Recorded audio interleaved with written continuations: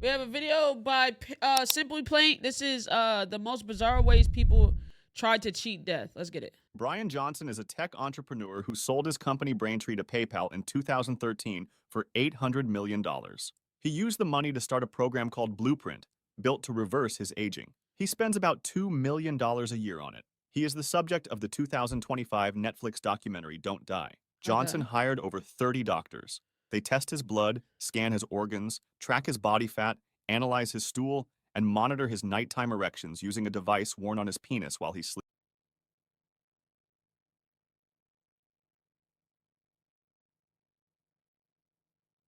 What?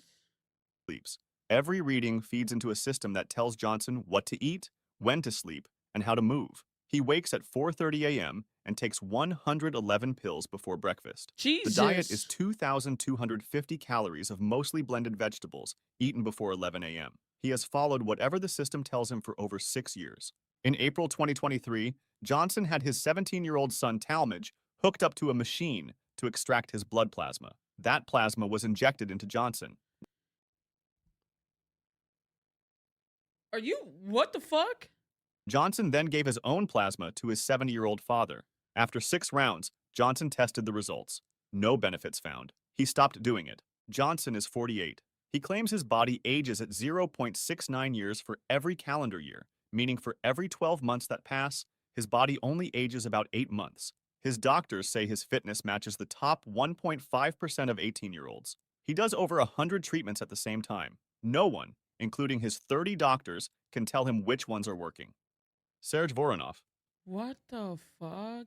Spending 800 million on that is actually absurd. Just live your life, bro. You're not going to cheat death. Why would you actually even want to live forever? Like, genuinely. 5% of 18-year-olds. He does over 100 treatments at the same time. No one, including his 30 doctors, can tell him which ones are working. Serge Voronov. Serge Voronov was a Russian-born surgeon working in Paris in the 1920s. He believed people aged because their sexual organs wore out, and that What? What? grafting young tissue onto old ones could reverse it. What the fuck do you mean by that? Oh. What could you possibly be doing? He started with animals, then moved to humans. Hey. Voronov sliced thin strips from the testicle of a chimpanzee and stitched them directly onto the testicles of an aging man. He charged 10,000 francs per operation. The patients were mostly millionaires. They said they felt sharper, saw better, and that their sex drive came back. He even did the operation on his own brother. By the early 1930s, he had done over 500 of these operations in France alone. Why? To keep up with demand, he set up a chimpanzee breeding farm on the Italian Riviera. What the Newspapers fuck? across Europe covered him. Wealthy men traveled from around the world for the surgery. Novelty ashtrays appeared showing monkeys covering their genitals with the words, "No, Voronov, you won't get me." In one experiment, he put a human ovary inside a female monkey and tried to get the animal. Get the fuck out of here. Get all the way the fuck out my face. Cause what even the fuck are we doing? What the fuck is that? Pregnant with human sperm. It failed. Researchers later looked at the tissue under a microscope. They found the same thing every time: scar tissue. The chimpanzee cells had been destroyed by the body on contact. They never made any hormones. 500 men had paid to have dead animal parts stitched onto their testicles. Voronov died in 1951 at 85. By then, no one took his work seriously. Qin Shi Huang. I don't know. Yeah, weird. I'm telling you, chat, we're not gonna make it too long, bro. I'm telling you. Like I said, just a couple of videos ago. What I don't even remember what videos we watching. Hey, humans, we ain't got that much time, bro. I'm telling you, we almost out of there, bro. Qin Shi Huang became the first emperor to unify China in 221 BCE. He took the throne at 13. He built the 13. early Great Wall and created one system of writing and money for the whole country. But he was afraid of dying. He banned the word death. Anyone who said it in front of him could be killed. At the same time, he ordered the construction of a tomb. It took 39 years and 700,000 workers. Inside, rivers were filled with liquid mercury. Around it, 8,000 life-sized clay soldiers stood guard. He sent an alchemist named Shu Fu across the sea with 3,000 young men and women to find a mythical island called Mount Panglai, where a tree of deathlessness supposedly grew. Shu Fu never came back, neither did anyone he took with him. When the search failed, the emperor turned to his court alchemists. They made him pills from cinnabar, a bright red mineral that contains mercury. Alchemists believed mercury had special powers because it shifted between solid and liquid, which they Right. took as proof that death could be reversed. The Oh my God. Right. Right. You know what? This could go from a solid to a liquid. I could for sure not die. I think there's the correlation here is just not it's not correlating. There's this Libra scale is a little off. You know what I'm saying? This don't equal this. This some one of these things just doesn't belong here. Like what the fuck? emperor took the pills every day for years. Over time, he became paranoid and violent. He stopped appearing in public. He died in 210 BCE at 49. The cause was almost certainly the mercury Mercury he had been poisoning. Yep. swallowing to stay alive. Modern soil tests around the tomb still show dangerous levels of mercury over Jesus. 2,200 years later. Eben Byers. Eben Byers was a wealthy Yale graduate and amateur golf champion. In 1927, he fell from his bunk on a train and hurt his arm. A doctor recommended a product called Radithor. It was distilled water with radium, a radioactive substance. Bro, they were just giving out anything back then. Bro, I'm so glad I wasn't born in those times because holy shit. Water with radiation? What the fuck? Like, nigga, bro, I've seen shit where niggas was having pains and they was handing out. Dissolved in it. Byers tried it and felt better. Not just his arm. He said he felt younger, sharper, full of energy. He started drinking 3 bottles a day.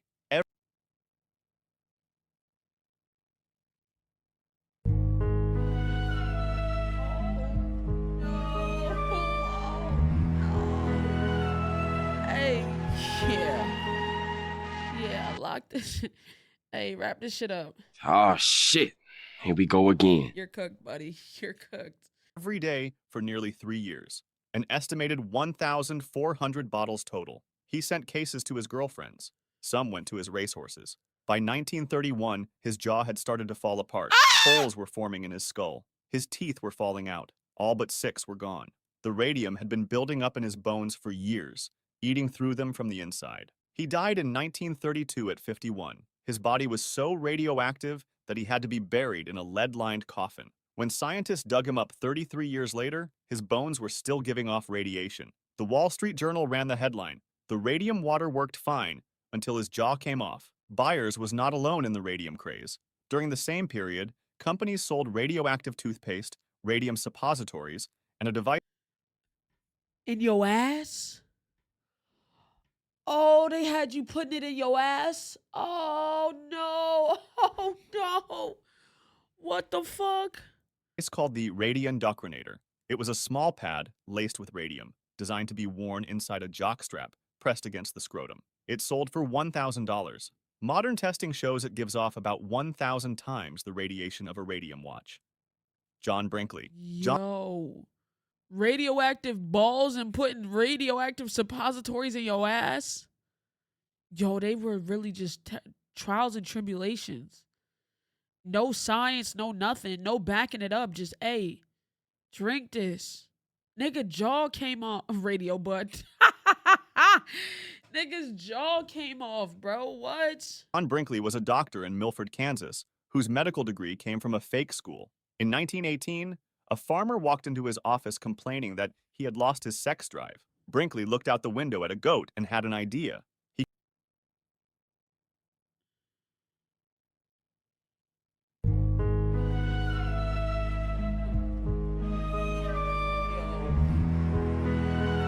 Yo, they can't keep getting away with this. This poor goat. What are we? Yo. He cut the testicles from the goat and put them into the farmer's scrotum. A year later, the farmer's wife gave birth to a baby boy. They named him Billy. Word spread. You named your son Billy, and your husband has goat balls. So a billy goat. A billy goat, right. Brinkley began doing the operation full-time, telling men it would make them young again. He charged $750 each and treated up to 50 patients a week. Unlike Yo. Voronov, who used thin slices, Brinkley put whole goat testicles directly into the scrotum. He told patients it could cure anything from a dead drive to mental illness. He bought 12 Cadillacs and 3 yachts. Then the American Medical Association pulled his license. Brinkley's response was to run for governor of Kansas so he could change the laws that shut him down. He nearly won. When that failed, he built a radio station across the border in Yo. Mexico with a signal of 1 million watts, the most powerful in the world at the time. He used it to sell goat testicle surgery to listeners across North and South America. The Kansas Medical Board eventually looked into his patient records. They found 42 death certificates connected to his practice. Brinkley spent his final years buried in lawsuits. He died bankrupt in 1942 at 56. Jesus Christ. Wiley Brooks. Wiley Brooks is an American man who claims he has not needed food to survive since 1983. He calls his practice breatharianism. Wrap this shit up. Expeditiously. The idea is that if you stop eating and learn to take in energy from light and air instead, Take in energy. you can live forever. He started the Breatharian Institute of America and began charging people to learn how.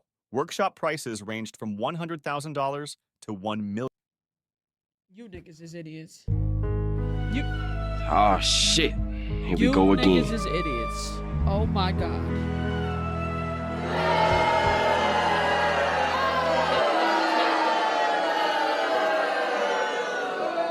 And you 100 bands? A nigga is teaching you how to not eat and just to breathe for yo. Hey, I can teach that shit too, bro. $1 million a piece, bro.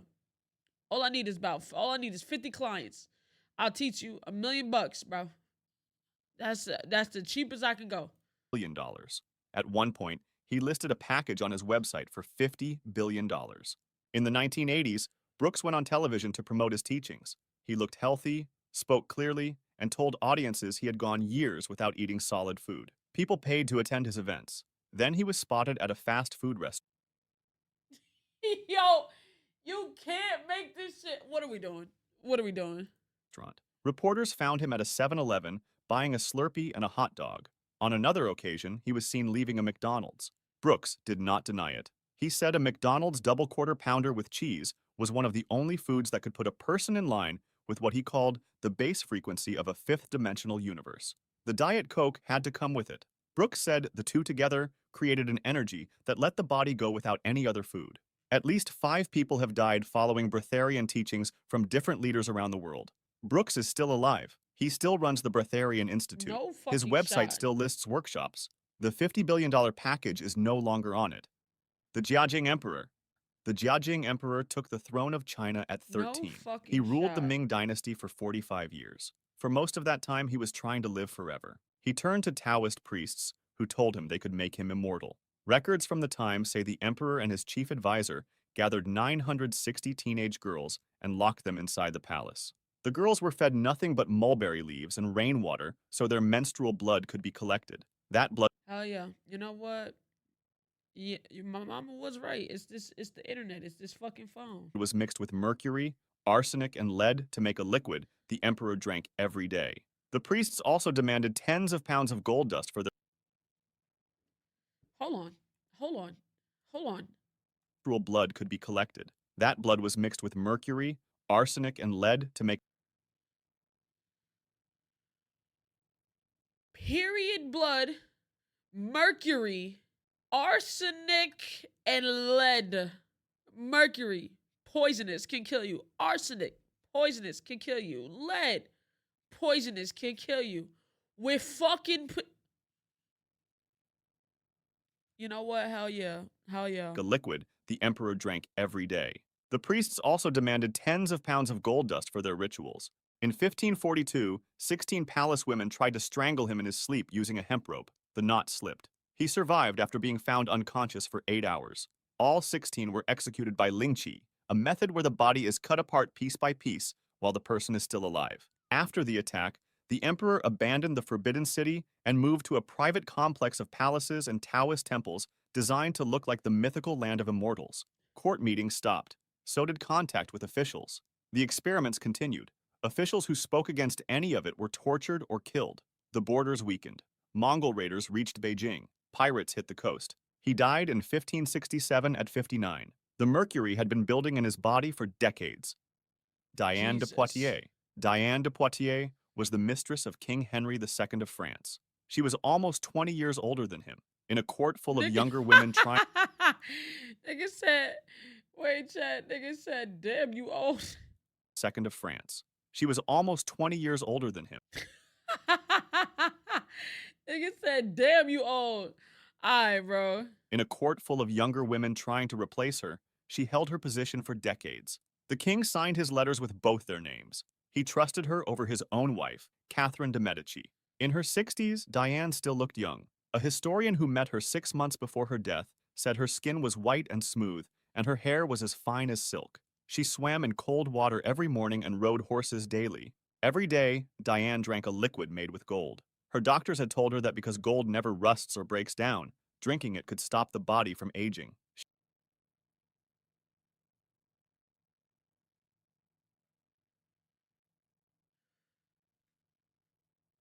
Oh shit. Here we go again. Yo, what are these thought processes, bro? What? Was there no critical thinking back then?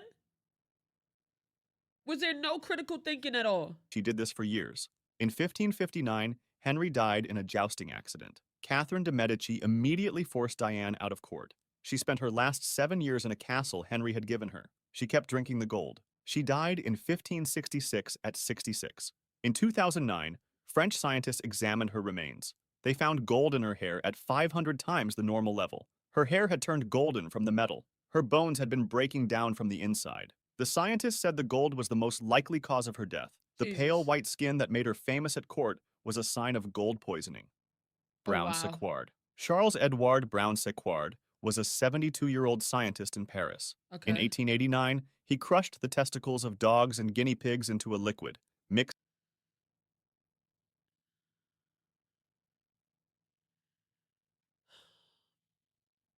Is it me? Am I the problem?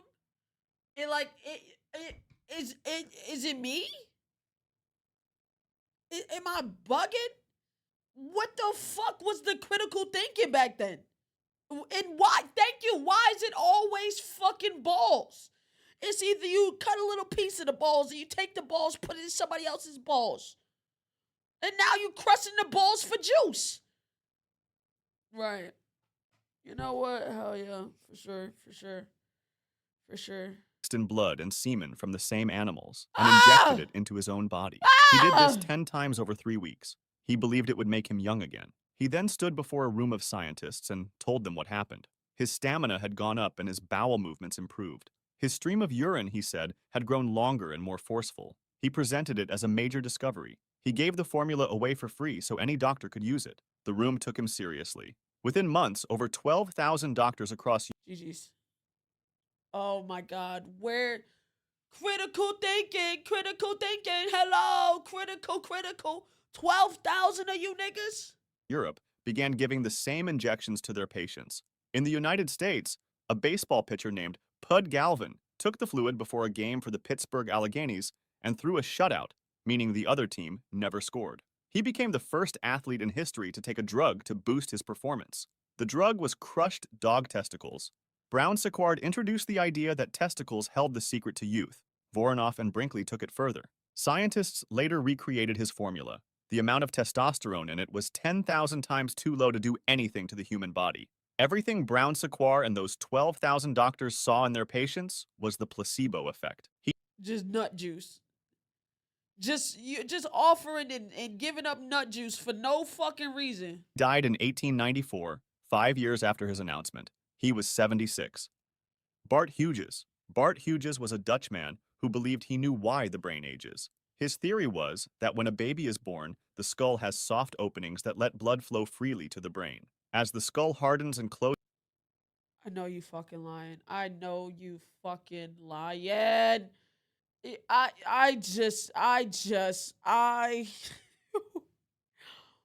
What the actual fuck? Are we like... During childhood, that blood flow drops.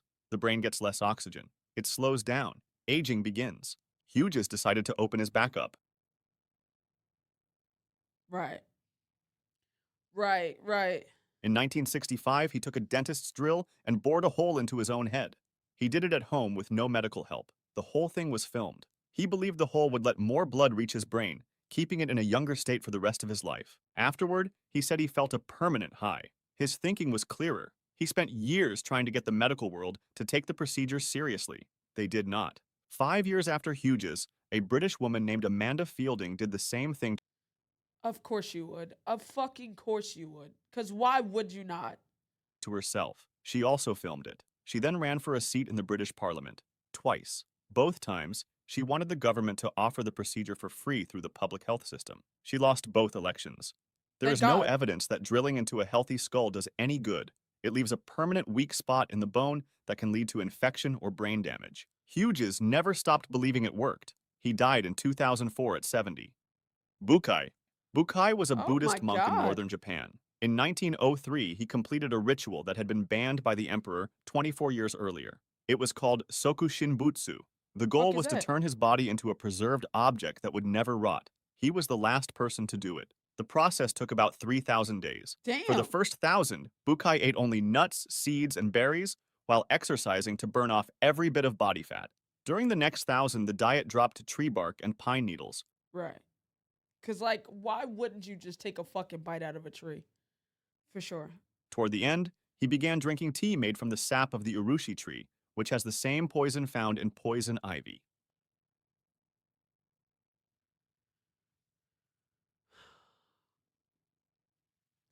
Because, like, why would we?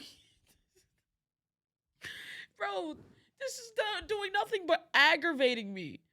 Where the fuck was the. Yo, did we just, like.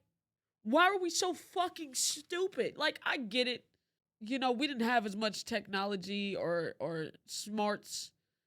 But holy shit. Like, we can't be that far off, my nigga. Over months, it dried out his body from the inside and made his flesh toxic to bugs.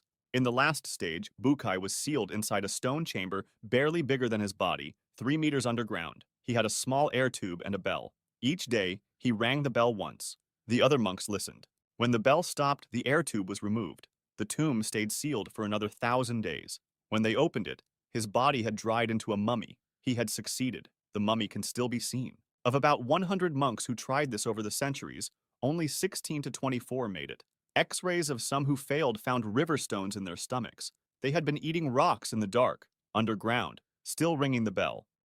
Alexander Oh my Bogdanov. God. Alexander Bogdanov was a Russian doctor and one of the original Bolsheviks who helped build the Soviet Union alongside Lenin. He also wrote science fiction. In the 1920s, he started to believe that swapping blood between young and old people could reverse aging. He called it physiological collectivism. The Okay. idea was that Soviet citizens would share blood the way they shared labor, and nobody would grow old. He tested it on himself. Over several years, he did 11 transfusions using blood from Damn. younger people. After each one, he said he felt better. His eyesight got sharper. His hair stopped falling out. Friends told him he looked 10 years younger. Right. In 1926, he opened the Institute for Hematology and Blood Transfusions in Moscow. It was the first place in the world built for blood science.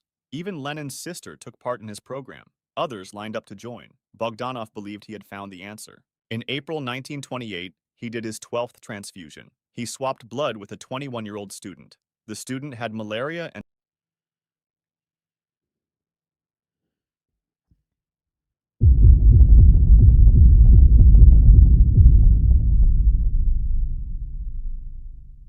Oh shit. Here we go again. Cause like,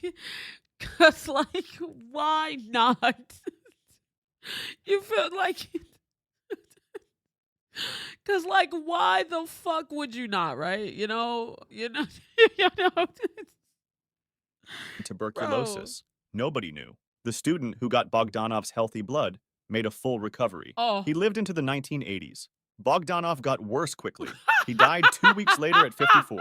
In his final hours, he Yo. refused medical help. Instead, he began writing down his own symptoms as they got worse. His pulse, his temperature, how his skin was changing color. He kept recording until he died. All right, man. Simple Pate, man. You're a You're a funny dude, bruh. I don't know. Hey, bruh. But shout out to Simple Pay, man. I hope you guys liked the video. If you did, like the video, subscribe, turn on notifications, and I'll catch you on the next one, man. Peace.